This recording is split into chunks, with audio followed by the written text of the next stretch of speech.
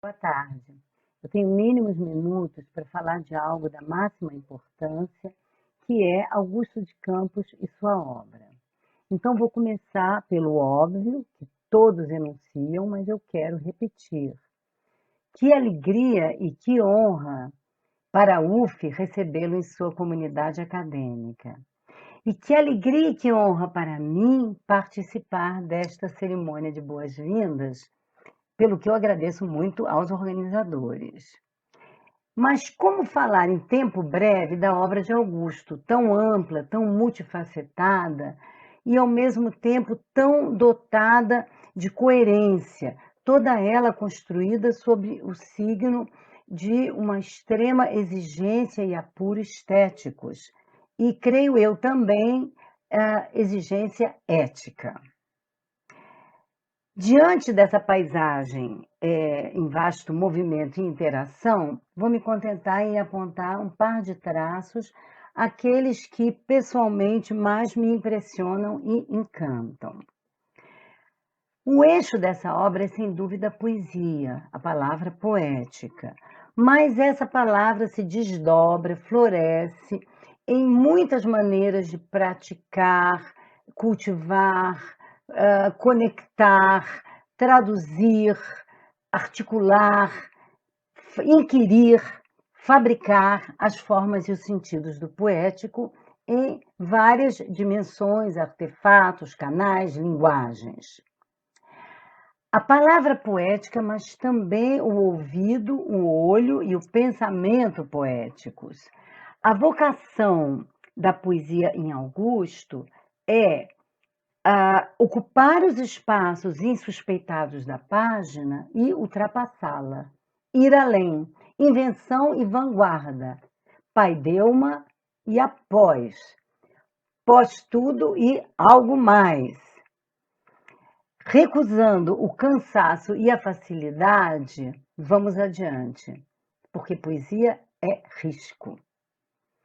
Ao longo desse percurso, reafirma-se a consistência sincera do projeto artístico de Augusto de Campos, fundado sobre um conhecimento solidamente estabelecido, mas ativado pelo sopro constante do que ele chamou de experimentação e aventura.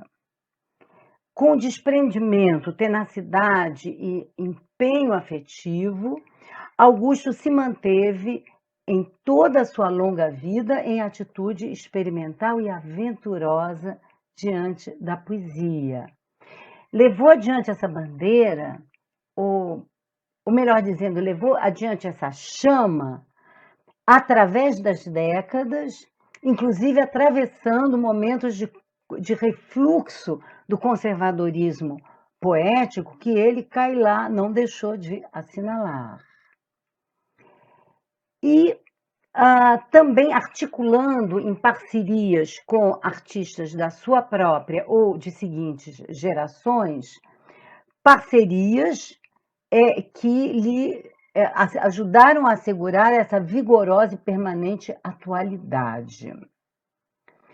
Adentrando desde cedo o universo tecnocomunicacional das mídias digitais, Augusto, no entanto, não se deixou, ele conseguiu escapar às redes de modas e memes e mesmices para navegar, como ele disse, cito, numa atitude, numa antirrede contracultural que se vai formando nas subartérias do sistema. Fecha aspas. Com uma saudável desconfiança em relação ao sucesso mercadológico fácil, diz ele. Aspas. Felizmente, a poesia, pela sua inviabilidade e pelo seu desvalor econômico, contém sempre uma alta porcentagem de fracasso. A pressão da indústria cultural e o deslumbramento do público tendem a amortecer o ímpeto de renovação e a induzir a redundância bem-sucedida. Então, o que dizer? Fecha aspas. Viva a vaia! Vivam a vitalidade e a diversidade da poesia. E quanto à cultura institucional e ao mundo acadêmico? O Augusto também desconfia. Via de regra, tem declinado de cátedras e magistralidades.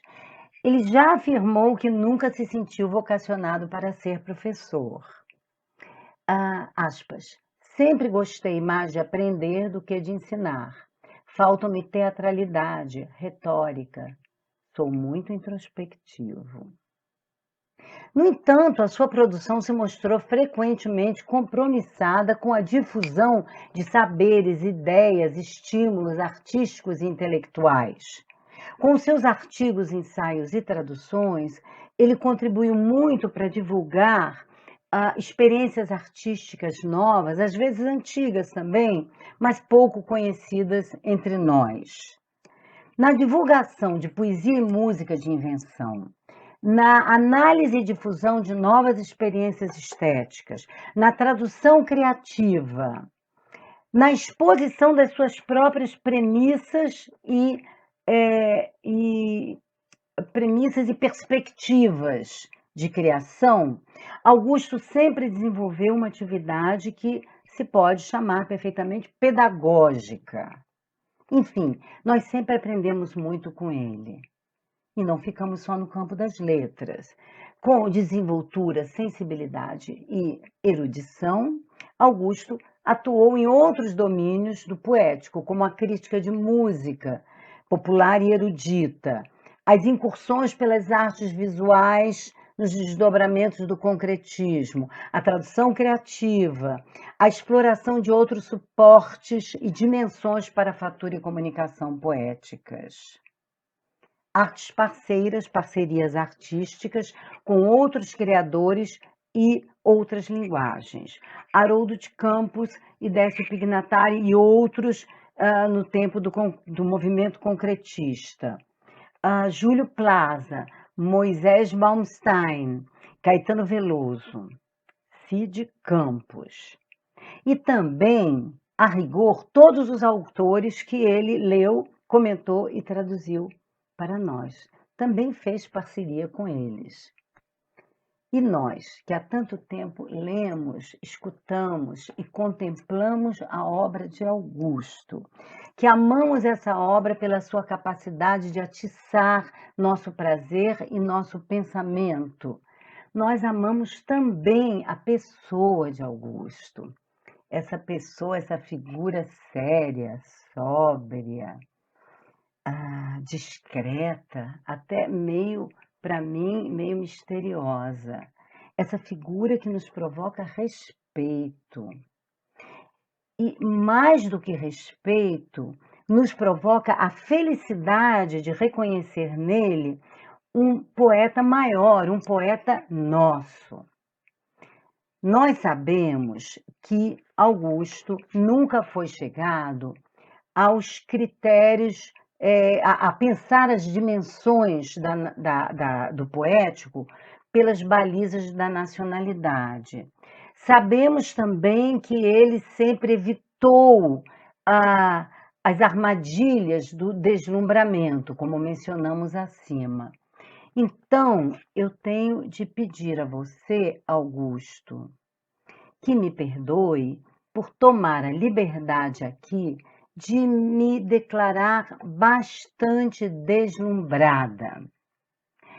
Quando nós vemos em você um querido, luminoso, precioso poeta do Brasil, para o nosso júbilo e alívio nesses tempos que atravessamos tão sombrios. Quando vemos em você esse poeta que alimenta e ilumina a cultura brasileira. Muito obrigada, Augusto de Campos.